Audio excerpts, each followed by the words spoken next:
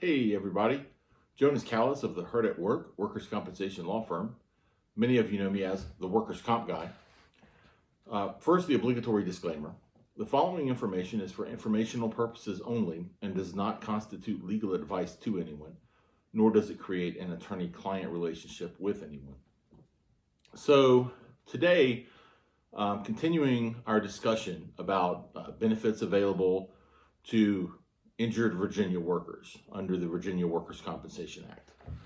And today I'll be discussing a benefit which accrues to employees who suffer typically significant injuries to multiple body parts in the same accident, or most of the time in the same accident, although sometimes there are actually exceptions to that, and we'll talk about that a little bit later. But for all practical purposes, typically significant injuries, multiple body parts, same accident. Pursuant to Virginia Code Section 65.2-503, subsection C, in certain circumstances, an injured worker may be entitled to wage loss benefits for the remainder of her or his life, so forever, until he or she dies, if there is permanent and total incapacity related to a workplace accident which was caused by, and there are three kind of types of injuries described, caused by, number one, the loss of use of two different compensable body parts which render the worker unable to work. The second example is total paralysis caused by the work accident. And the third example, brain damage severe enough to render the worker unable to work. So those are the three typical categories of these types of injuries that can cause a worker or allow a worker to secure permanent and total disability benefits in the Virginia Workers' Compensation Commission. Important thing to know about permanent and total disability benefits is in these circumstances, the 500-week cap limit on workers' compensation indemnity benefits or disability benefits does not apply in permanent and total disability claims. Now, so if you've seen our other videos and looked at or reviewed our website, then you'll know that under Virginia law, most workers, their entitlement to indemnity/wage loss benefits, such as temporary total disability benefits, temporary partial disability benefits, and permanent partial disability benefits, or some combination of those three, are capped at 500 weeks. So that's a pretty strict 500-week limit. Okay, it's enforced even if the injured worker continues to have work restrictions, even after receiving the 500 weeks of TTD, TPD, and or PPD benefits, and is unable to return to her or his pre-accident job, and continues to suffer restrictions that even prevent him or her possibly from returning to any work, right? If it's only one body part, okay? So that is a significant, that removal of the 500-week cap is a significant benefit, if you will, of permanent total disability benefits. Now, I say benefits, if you will, because, if you're at that point, you're in pretty bad shape. So, but compared to other claims, it is a benefit. It's an improvement upon the 500-week limitation. So when is an injured worker entitled to permanent and total disability benefits under the Virginia Workers' Compensation Act? Again, pursuant to Section 65.2-503C, an injured worker may receive permanent and total disability benefits when he or she suffers, one, the loss of both hands, both arms, both feet, both legs, both eyes, or any combination of two of these body parts in the same work accident.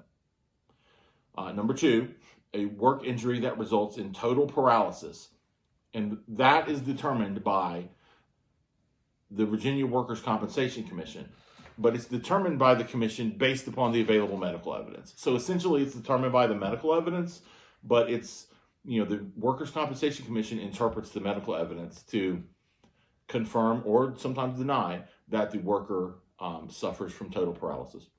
Or third, an injury, and we kind of talked about these, an injury to the brain that is traumatic and severe enough to render the worker permanently unemployable,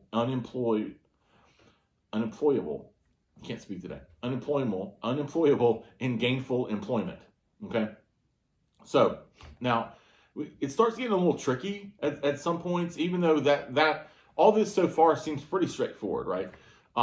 Now, what does loss of both hands, both arms, both feet, both legs, both eyes, or any two of these body parts in the same workplace accident mean? So, to be clear, injured workers can receive permanent and total incapacity benefits, even if they do not lose the entire body part, okay? Even though it says loss of, and it doesn't really qualify that. Pursuant to section 65.2-503, subsection D, the quote, the permanent loss of the use of a member shall be equivalent to the loss of such member. So what does that mean? The commission kind of uses the terms loss of and loss of use interchangeably. So you don't really have to lose it to basically lose the use of it, okay? In other words, a body part does not have to be amputated or 100% useless, essentially, in order to be considered a total loss. For example, and I think a good example of this is the phrases total and permanent loss or loss of use of a body part does not mean that the body part is immovable or that it cannot be used at all. There's a lot of case law in the Virginia Workers' Compensation Commission that kind of states and restates that proposition of law. What the phrases total and permanent loss and loss of use do mean is that the injured employee is unable to use that body part to any substantial degree in any gainful employment. So that's what the total loss or total loss of use stands for, okay? You just can't use it to any substantial degree in gainful employment. So you can see there starts to be a distinction there. It starts to get, once again, lawyers and everyone have started to kind of create exceptions where the language seems to be pretty plain otherwise. So, but anyway, and of course, I guess I've kind of alluded to this earlier. Typically, permanent and total incapacity or permanent and total disability is proven through doctor-issued ratings, similar to if you've reviewed our website and seen our other videos, it's similar to the way permanent partial disability benefits is determined. So, as a general rule, the injured worker will need from his or her treating healthcare provider or providers, if there are multiple providers involved, such as maybe an orthopedist for a certain body part, and then maybe another body part has kind of numbness and tingling or nerve issues. So maybe there's a neurologist or something involved with the other body part. So the injured worker will need opinions from whatever treating physicians he or she has. And usually the permanent impairment rating, typically, or maybe it's easier to get permanent total disability claims granted or approved if the permanent impairment rating is 50% or higher to each body part, okay? To each of the two or more, unfortunately, if that's the unfortunate case. The lower the ratings, the more difficult it is to win a claim for permanent and total disability benefits. Okay. Now, I said the more difficult it is. I didn't say the lower the ratings makes it impossible to win. That's not the case at all.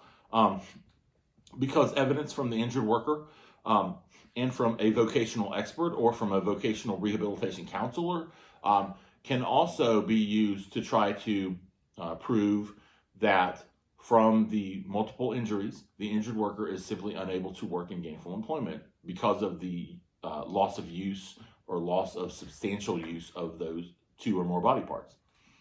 So,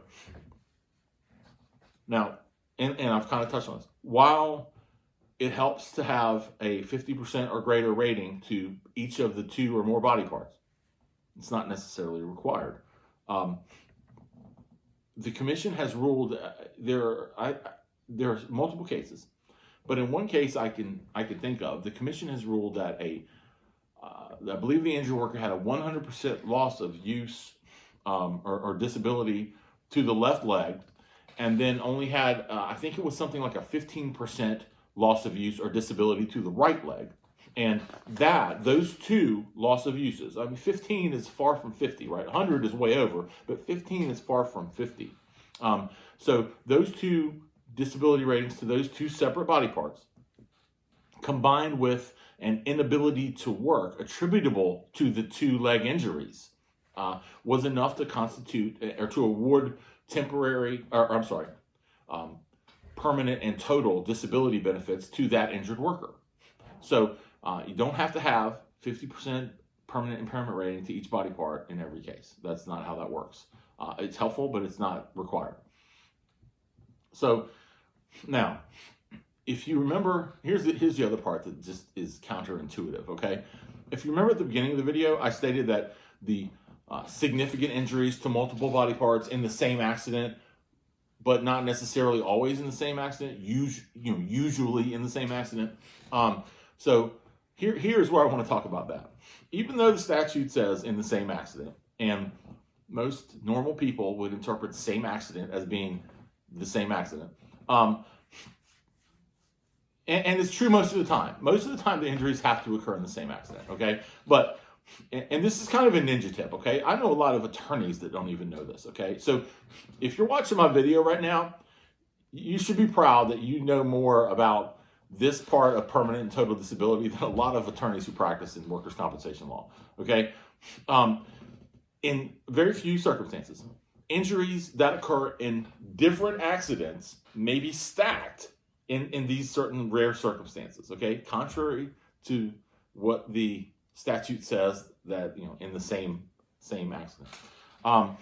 For example, the commission has found that where a second accident resulted in the loss of use of much of an injured worker's right hand, and that same employee had suffered a workplace injury resulting in the loss of his left hand while working in the same capacity, so same job responsibilities, for the same employer approximately 9 years prior. Okay, so there can be no argument. It's 9 years apart, okay?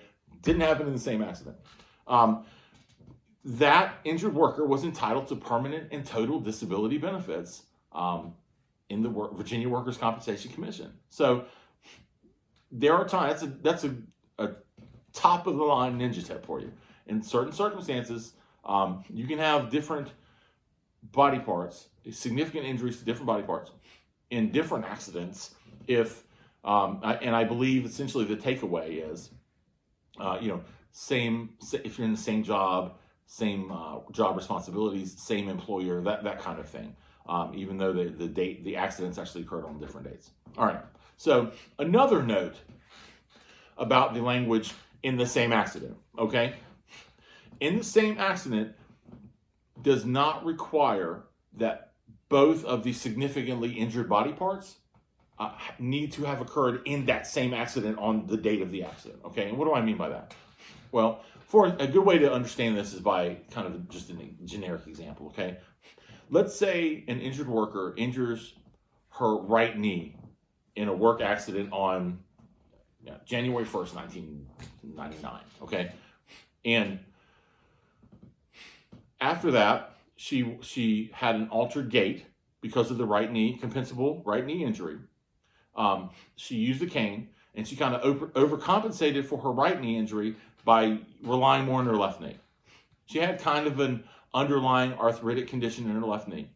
And the overuse of her left knee, because of the compensable right knee injury, caused her to kind of, it compounded the underlying osteoarthritis of the left knee, okay? So then because it exacerbated and aggravated that underlying condition, made it worse, okay? She was able to get an award for as a compensable consequence for the left knee injury, okay? So now she has right knee, left knee, and the left knee is related to the right knee, which is related to the accident, okay? So two body parts, and she subsequently was held out of work because of both of those injuries, just held completely out of work.